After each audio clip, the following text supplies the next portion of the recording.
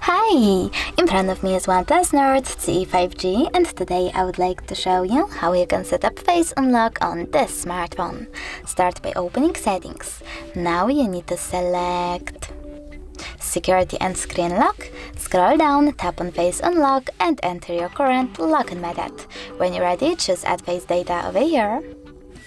Read those disclaimers, click on next at the bottom right corner and follow those instructions over here.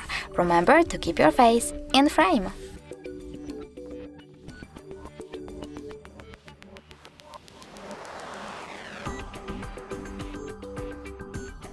Now you need to select next at the bottom right corner, and then when I turn off my screen, now turn it back on.